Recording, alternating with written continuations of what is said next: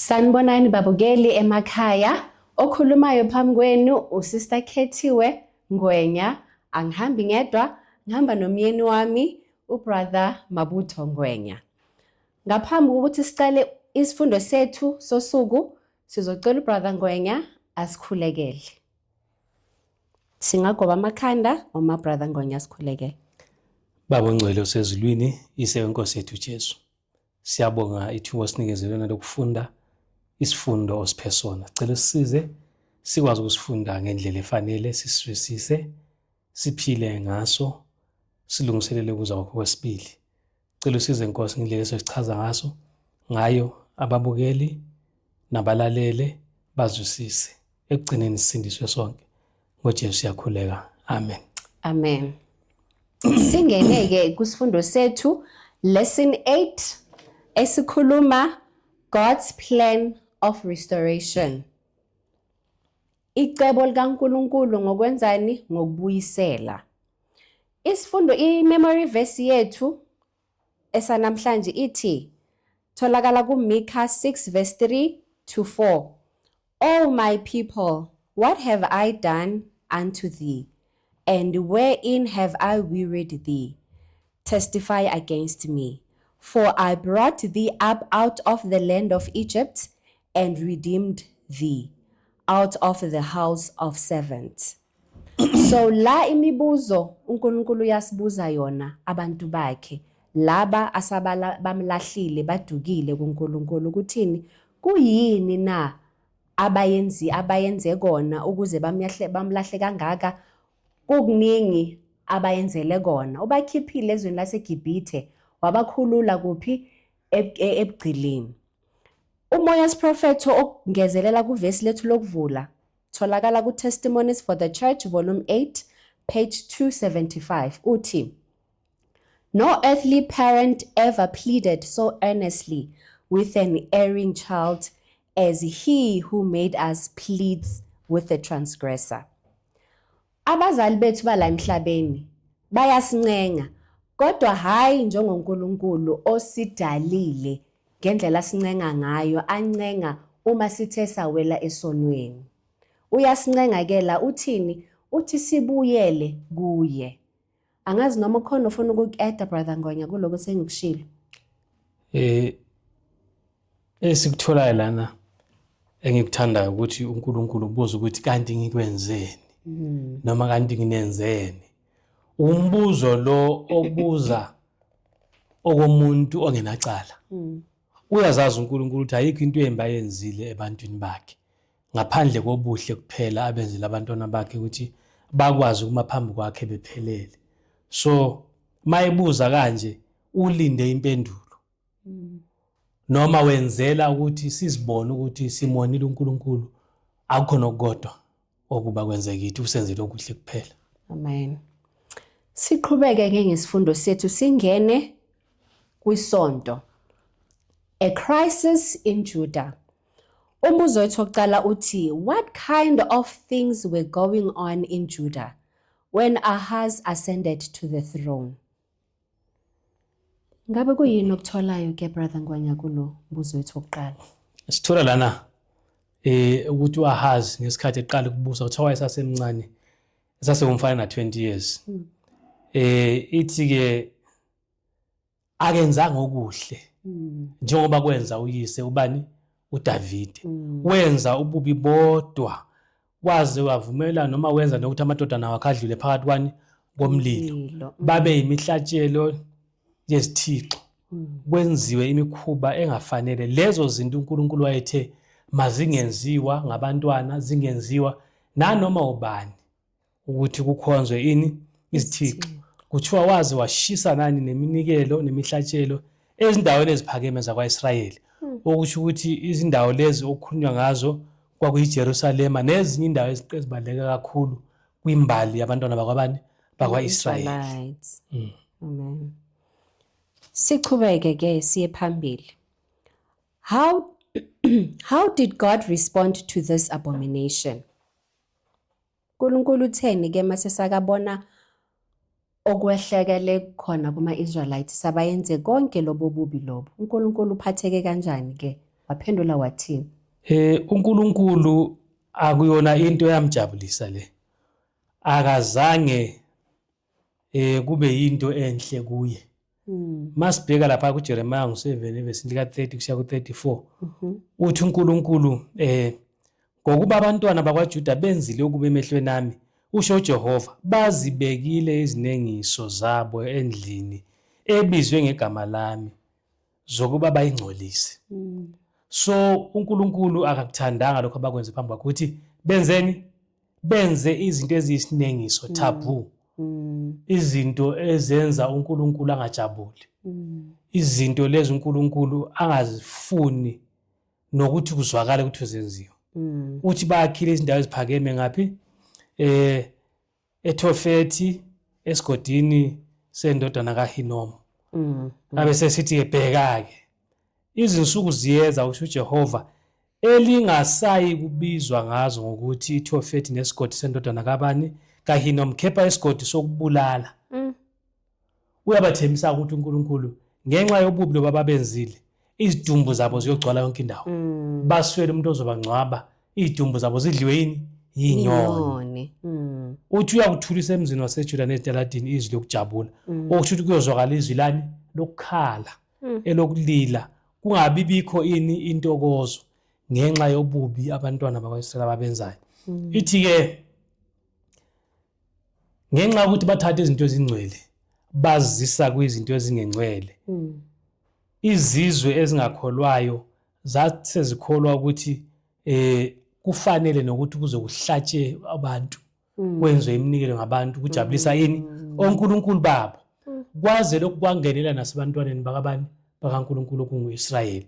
So siyabona-ke lana ukuthi uNkulunkulu methi yena akungahlangana nezinye izizwe ukhulumela into ezinje, ukuthi sigcina sesithatha imikhuba enjani engalungile. Nathi namhlanje uma sibheka abantu esiphila nabo emhlabeni esingakholwa nabo noma abangenayo inkolo esiyikholwayo, once saphila nabo siyothatha imikhuba yabo enjani emibi, sibone isono sokuyinto elungile. Kanti thina kumele masiya kulabo bantu siyele kuyobashumayeza, sibabonisa indlela kaNkulunkulu. Amen. So siyabona ukuthi uNkulunkulu indlela responde ngayo ukuthi uNkulunkulu akasamkeli isono, uyasicaphukela isono kakhulu, akasifuni ngempela, and especially esifaka abantu aba-innocent, impilo ezi-innocent. Why? Mele bazi babulale abantu babayenza imihlatshelo. So lokho vele uNkulunkulu kwekayenzani, kwekadala ini ukwada kakhulu, ucasuka kakhulu enhlizweni yakhe. Sindlulele siye phambili siye kuMonday, Msombuluko. Warnings for today. Umbuzo wokuqala wethu uthi, besides Isaiah and Jeremiah, whom else did God call to prophesy to Judah and why? uNkulunkulu wabiza-ke uMikha ukuthi aze azokhuluma nobani? NoJuda. Ambonise ububi bakhe. Kuthiwa uMikha-ke wabizwa ngesikhathi samakhosi noma sabantu oHezekiah, o-Ahazi noJothamu. Kusho ukuthi ngesikhathi sabo bonke laba bantu kwakubani umprofeti wayekhona? KwakuwuMikha. Uye wayeletha isigijimo esivela kuNkulunkulu. Wababonisa-ke ukuthi ububi obukhona emhlabeni kungakanani. Uthi maye ngalaba benzani abacebo kuphi. Abantu babefuna amasimu, babone nje unensimi indawo enhle bayifune bakuthathele.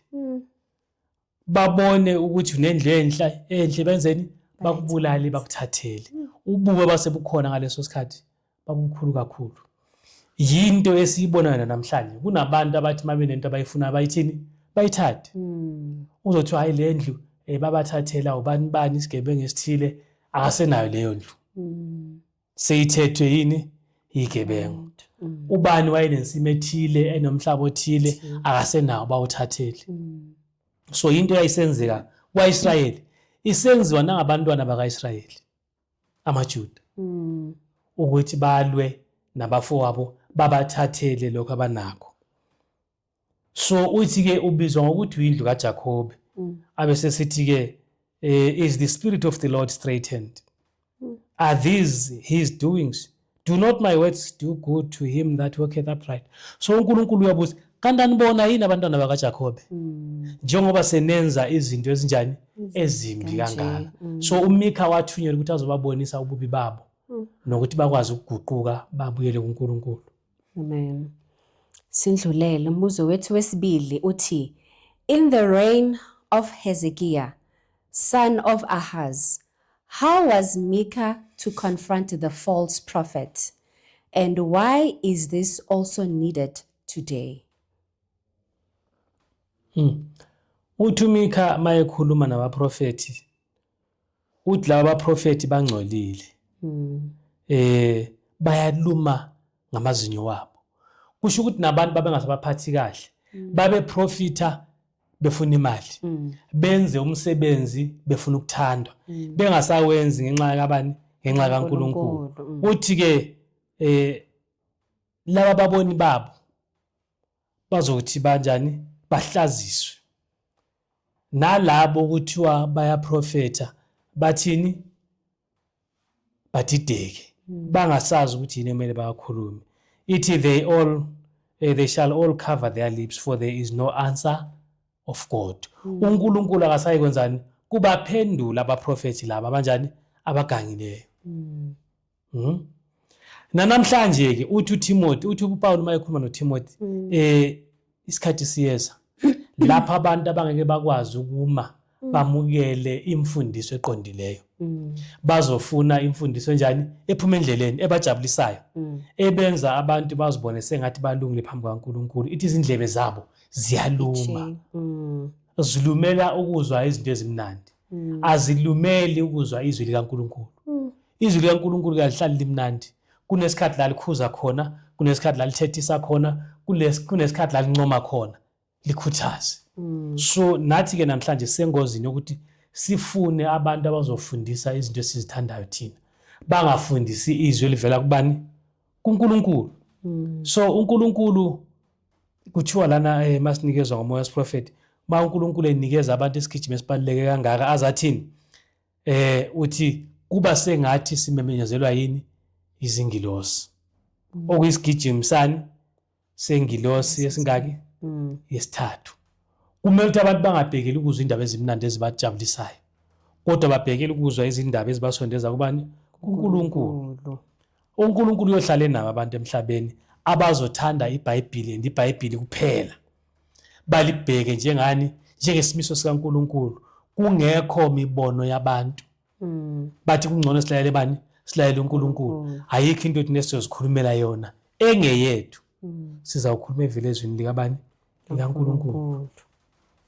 Ugcwalisela lapho kumoya wesiprofeto la othi the great controversy, page 594 and 595 uthi, but God will have a people upon the earth to maintain the Bible, and the Bible only as the standard of all doctrines and the basis of all reforms.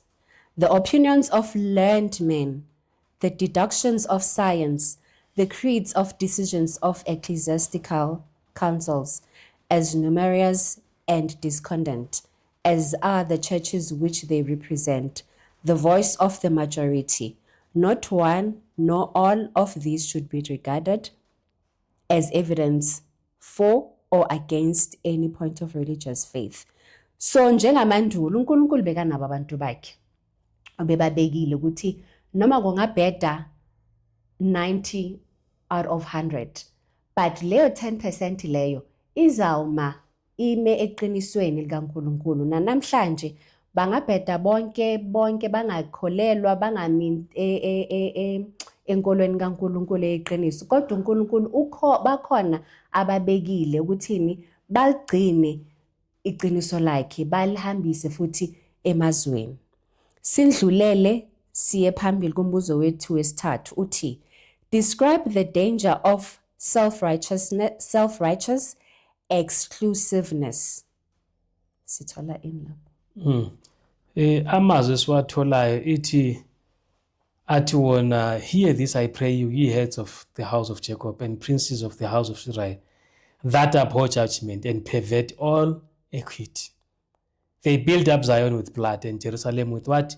Iniquity. So kunobubi obenzekayo eJerusalem, busenziwa ngabantu abazimbiza ngokuthi bangabantwana bakabani bakaNkulunkulu bayisizwe esikhethekileyo. Ithi ke anazi yini ukuthi inkosi phakathi kwethu na, njengoba bebhizi besenza konke lokhu ibisithi therefore shall Zion for your sake be plowed as a field. iZiyoni ke izawuthi thini ilinywe njengensima. Ngamanye amagama wayesho ukuthi iZiyoni iJerusalem yayizothini yayizobhidlizwa, kusale sokuyindawo yokulima nje kuphela, kungaseyiwo lo yamuzi omkhulu abebewuthanda abathi umuzi kabani kaNkulunkulu. So ithi ke lamazwi ayechaza uMoses prophet laphana ayechaza njani ngokupheleleyo isimo esasitholakala ebantwini baseJerusalem ababezithi banjani bangcwele, bezithi bona bagcina umthetho kaNkulunkulu kodwa beyiyo abanjani abawuphula kakhulu ukudlula wonke umuntu. So uJesu ke wathi mayesefikile lapha bembulala, izono zabo wazikhuza ngendlela yona aphila ngayo, wabonisa isibonelo esihle abantu okumele basilandele esingubani esinguKristu, ukuze sikwazi ukubizwa ngabani ngamaKristu. Bezibiza ngokuthi bakhethiwe kuNkulunkulu, kepha babulala ini inceku yakhe uNkulunkulu eyindodana yakhe nguJesu Kristu. Amen. So nakithi kuyisixwayiso lokho namhlanje ukuthi nathi siyazisho ukuthi sikhethekile, siyisizwe esikhethekile, kodwa akusenzi ukuthi senze noma yini phambi kaNkulunkulu okumhlazisayo. Mele sibheke esikuyenzayo, impilo zethu zibe in line ngani ngezwi likaNkulunkulu. Sindlulele kulwesibili. What delayed the judgment foretold by Micah, and how does this reflect God's mercy? Kuthiwa lana uHezekiya wathandaza kuNkulunkulu, bamcela uNkulunkulu, bamesaba. Ithi ke inkosi yaguquka kulokho ayitheni izokwenza. Isithembiso sayo asisagcwalisekanga ngalesikhathi, ngenxa ukuthi uHezekiya wenzani, wesaba. Isigijimi sasivela kubani kuMikha esithe esinikezwe nguNkulunkulu. uNkulunkulu wabazwela. So namhlanje kuyadingeka ukuthi uNkulunkulu simcele ukuthi inkosi sicela ungavumeli ukuthi senziweni silinyazwe noma sife sifele esonweni.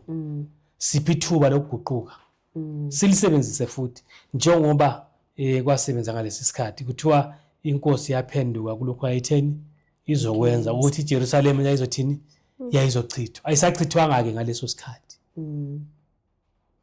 yalinda esinye isikhathi. So kubonisa ke umusa uNkulunkulu anawo for abantu bakhe, ukuthi uNkulunkulu uyasinikeza an opportunity ukuthini siphenduke, and ukuphenduka kwethu kuyamjabulisa ke uNkulunkulu. Inhliziyo yakhe yenzani, iyajabula, iyathokoza ngokukwenzani, ngokuvuma kwezono kubantwana bakhe abathandayo. Sindlulele siye phambili, umbuzo wethu wesibili. What promise does God give to those who overcome, and how does this point to the restoration of Eden?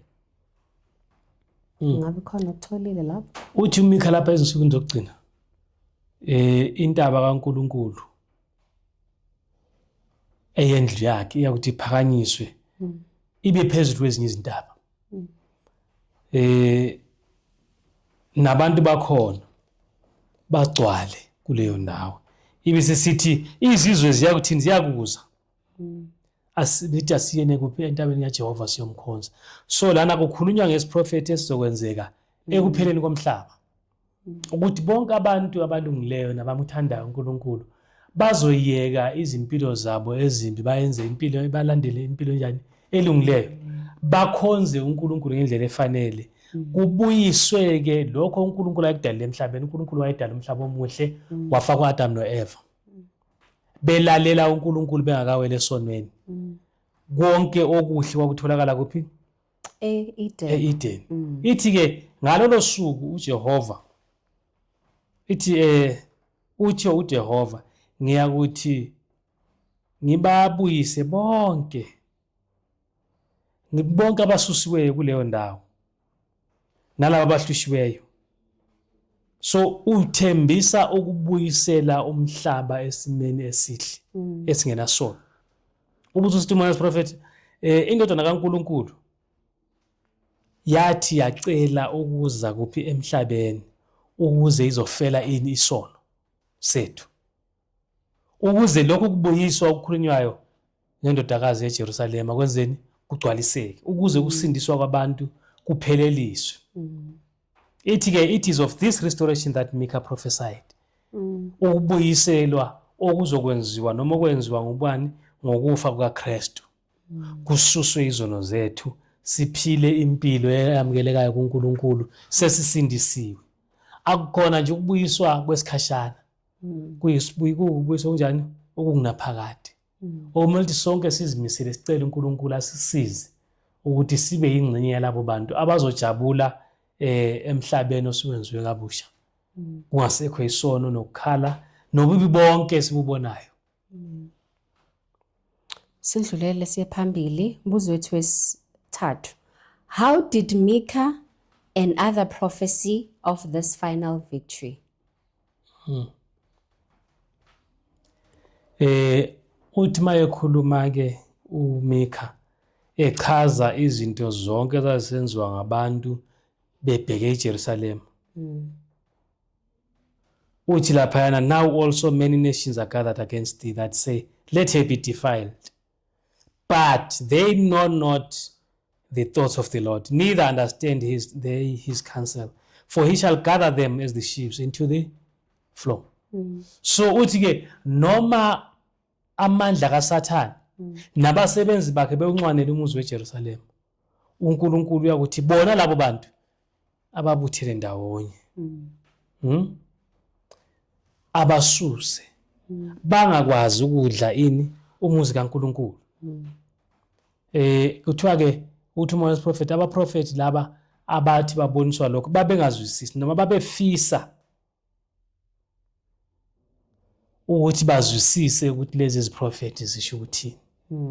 Thina ke siphila namhlanje ezinsukwini zokugcwaliseka kwalesi prophet kumele sizwisise kahle ukuthi uNkulunkulu ukhuluma ngokubuyiselwa kwani kwabantwana bakhe kuye, ngokubuyiselwa isizwe sabantu ekwenzeni intando yakhe. Kumele ukuthi sibe nentakazelo enkulu ngezinto ezenzekayo nesisazokwenzeka. Ezenzeka selokhu abazali bethu bokuqala bathini basuka ensimini yase-Eden.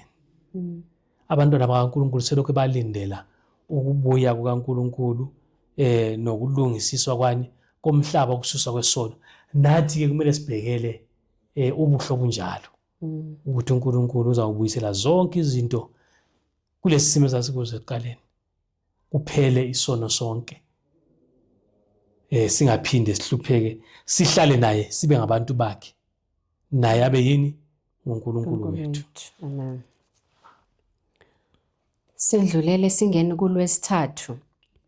Outpouring from heaven. Umbuzo wethu wokuqala uthi, in an abundant outpouring of God's mercy, how was the prophecy of Micah 5 verse 1 and 2 revealing the eternal divine nature of Christ fulfilled? Yet how was its beauty overlooked? Uthi uMicah mayekhuluma athi wena Jerusalem Efratha unjani awumncane. Achaze indlela uKristu ayezozalwa ngayo nendawo azozalelwa kuyo.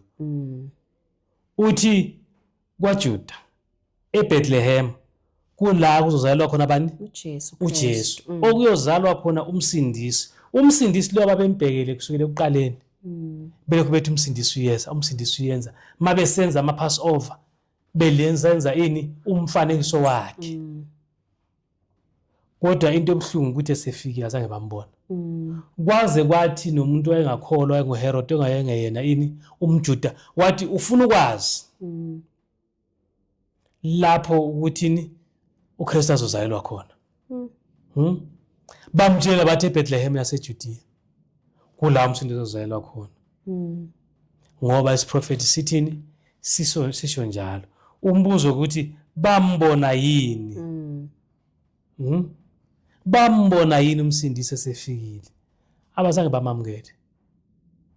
abazange bazimisela ukumbona bamamukele ngesimo ayefike ngaso nendawo ayifikele kuyo babe nowabo bona umsindisi ababemenzeni benayo emakhanda wabo hayi lo msindisi wayevela kubani kuNkulunkulu noma kwakuchazelwe ukuthi uzozalwa nini kuphi umbuzo ukuthi thina ke namhlanje siphiwe izibonakaliso ezizokwenzeka mase kuzokuza ubani uKristu zonke njengoba zisehla lo manje umhlaba wonke izibonakaliso ezihlukeneyo siyazibona na singabona sengathi abantwana bakwaIsrayeli babengamthandi uNkulunkulu babengalaleli thina siyalalela na emva kokuphiwa izibonakaliso zokuza kwabani kukaKristu kwesibili babeziphiwe isibonakaliso sokuza kwaKristu nendawo lapha ezoba khona ezozalwa khona abazange bakuthaqaphela lokho namanje basalindele umsindisi nathi siphiwe sizofana nabo na noma sizombona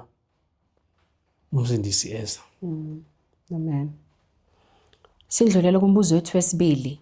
What was revealed as God's plan for the remnant of Israel? Uthi uMikha laphana 5 evesini lika 7 and the remnant of Jacob shall be in the midst of many people as a dew from the Lord, as the showers upon the grass, that tarrieth not for men, nor waiteth for the sons of men. So ke masibheka laphana kwinsali kaJakobe ithi bayakufana nani namazolo avele enkosini angalindi umuntu insindiso ke yomuntu wonke isesandleni sakhe uNkulunkulu ubekile isikhathi wanikeza sonke amathuba okuthenzeni sisindiswe uma sitholakala sinobubi enhlizweni zethu sizonda abantu usho uMoses prophet sizondana sicabanga kabi ngabanye abantu asikhohlwe ngoKristu asikhohlwe ngani ngokuthi sibe insali kaNkulunkulu uNkulunkulu necebe elihle ngabantwana bakhe ithi uNkulunkulu akufunayo ukuthi siye emhlabeni siyoshumayeza abantu sibabonise ngokuza kwakhe kwesibili sibabonise ngengozi ezosivelela uma singenza ukulunga kuthiwa isizokubizwa ukuthi siyini singabenzi bokuthula so siyashumayela yini bangaka abantu esibabona sibakhulumise siyo yini lensali uNkulunkulu akhuluma ngayo na Amen. Sindlulile siye phambili. Thursday. The Lord's righteousness. What wonderful appeal did Micah make during the reign of Ahaz, inviting erring Israel to return to their allegiance to God? Laphana kuMikha ngo6 evesini lika 2 kunama verse engithanda ukuthi siwabheke laphana uthi uNkulunkulu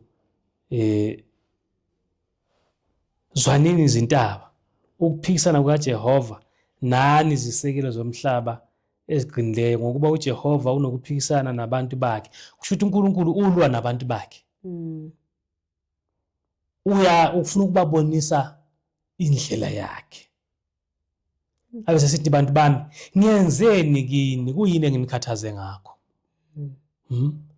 ngiyenzeni kini nize ningihlubuke kangaka yini le embi engiyenzile noma yini enhle engingayenzanga ngamazwi esikhulume ngayo eqaleni ukuthi ngabonisa ukulunga kwabani kukaNkulunkulu ebantwini bakhe nemisebenzi yonke ayenzele bona uzathi nganikhiphe ezweni laseGibhithe endaweni yokuqila ngathuma uMose nobani noAaron noMiriam ukuthi banikhiphe khumbulani ke okwacetshwa nguBhalaki inkosi yakwaMowabi nalokho amphendula ngakho uBhileyami indodana kaBeyori nokwakuphakathi kwesithimi neGiligali nize nazi izenzo ezilungileyo so uNkulunkulu ubabonisa imisebenzi yakhe yonke emihle abenzele yona akakhulumi ngezinto ayecabanga ukuzenza ukhuluma ngezinto azenza mayehle ngoIsrayeli okokuqala eGibhithe nasendleleni baze bayefika kuphi eKenani, umusa abenzela wona. Bese kubuzwa ukuthi thina ungakanani umusa uNkulunkulu asenzele wona. Uthumela uKristu ukuthi asifele. Awukho umusa odlula ukufelwa nguKristu.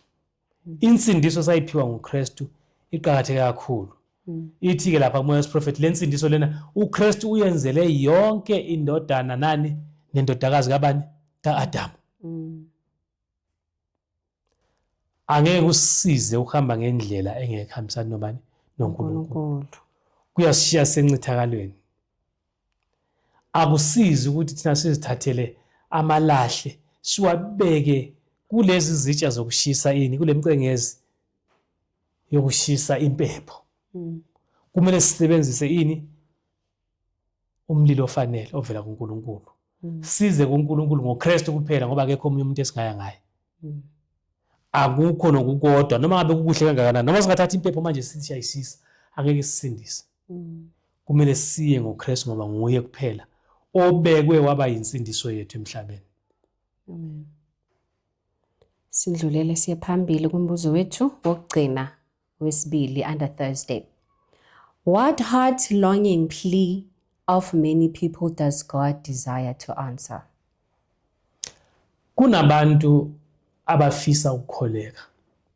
Abantu ababuza ukuthi ngenzeni ukuze ngisindiswe na. Babuza ngenye imini bebuza oPeter. Bathi madoda senzeni na uma indaba yethu noNkulunkulu inje. Wathini uPeter? Phendukani. Niguquke nishiye izono ukuze nikwazi ukusindiswa. Nala bayabuza ukuthi ingabe kumele silethe izimvu.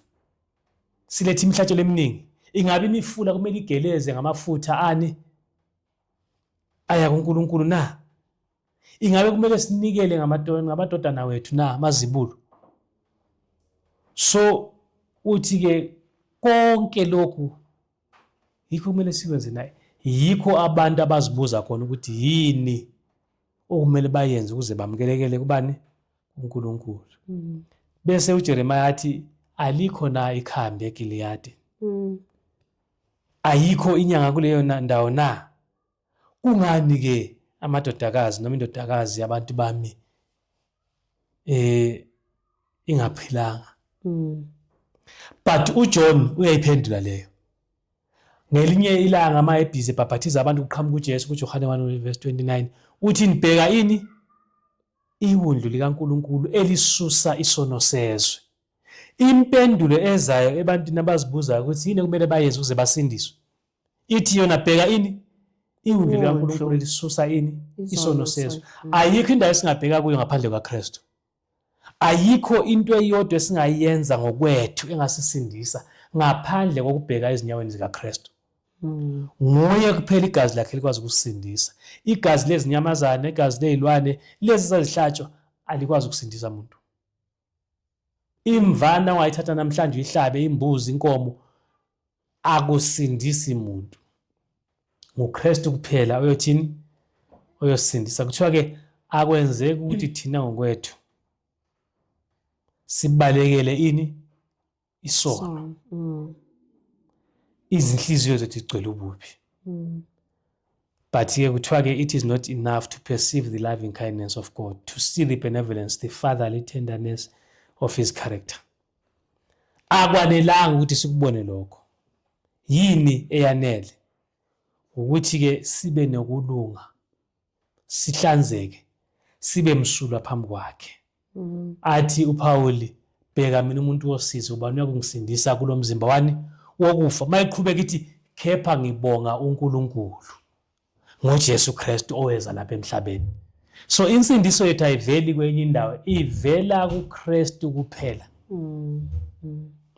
Yiyo impendulo kumele siyinikeze bonke abantu abafisani ukwazi ukuthi bangasindiswa njani. Insindiso uthi uActs alikho elinye igama ngaphansi komhlaba esingasindiswa ngalo ngaphandle kwelikabani likaJesu Kristu.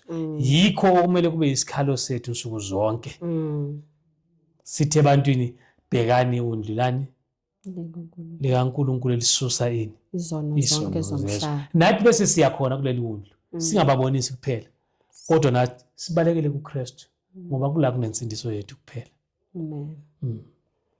So nathi namhlanje sinobizo esilitholayo la esifundweni sethu ukuthi uNkulunkulu namhlanje ulindele ukuzwa ukukhala kwethu ukuthi uNkulunkulu ayenzeni, asixolele izono zethu, azihlanze futhi siphindele kuye ngani ngokukhala okukhulu okuphuma kuphi deep down in our hearts, then uNkulunkulu uzenzani, uzosixolela ngalokho. Sivale isifundo sethu esimnandi sesasithola namhlanje. Sizovala ngomkhuleko uma ngikhuleka. Baba wethu osezulwini, siyabonga isifundo esimnandi esihle kakhulu esisitholile namhlanje. Sengathi singathola indawo ngaphakathi enhlizweni zethu kithi sonke nabalaleli. Sibe yile sifundo esizosiguqula, sibe yile sifundo esizoyenza sibe abamukelekile phambi kobuso bakho. Usixolele kube sibenzayo insuku zonke. Size siyafisa ukwenza njengokusho kwezwi lakho. Sisize usinikeze amandla, usinikeze nogqozu futhi. Siyabonga konke igama kaJesu Kristu. Amen. Amen. Siphinde sibonane futhi ngesifundo esilandelayo, lesson 9 esithi we already know what to do. Amen. Amen.